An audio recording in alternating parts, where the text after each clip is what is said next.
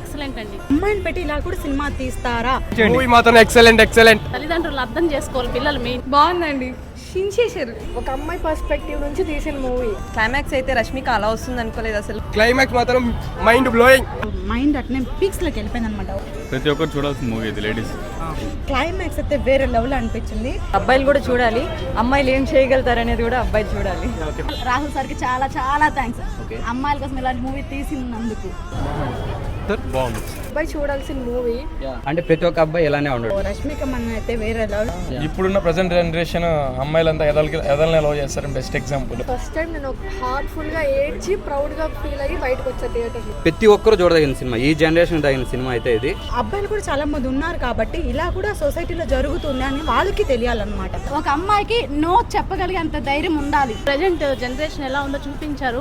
ఆడపిల్లలు కూడా తెలుసుకోవాలండి కొంచెము. అట్లనే జెంట్స్ కూడా రాంగ్ వేలో వెళ్తున్నారు, లేడీస్ రాంగ్ వేలో వెళ్తున్నారు. ఇద్దరిది తప్పు ఉంది, ఒకరిదే తప్పు లేదు. సినిమా అయితే బాగా చూపించారు. నేను మా పాపని తీసుకోవాలంటే భయపడ్డా, కానీ తెలుసుకోవాలి, వాళ్ళు కూడా తెలుసుకోవాలా, మారాలా. చాలా బాగుంది మూవీ అయితే ఎక్సలెంట్ అండి. జెంట్స్నే తప్పు పట్టాల్సిన అవసరం లేదు, లేడీస్ కూడా రాంగ్ వేలో వెళ్తున్నారు. సో తల్లిదండ్రులు అర్థం చేసుకోవాలి, పిల్లలు main. Every women should raise their voice. వాళ్ళకి నచ్చింది చేయాలి. అండ్ ఏదో చిన్న ప్రాబ్లం వచ్చిందని లైఫ్ ఎండ్ చేసుకోకూడదని కోరుకున్నా.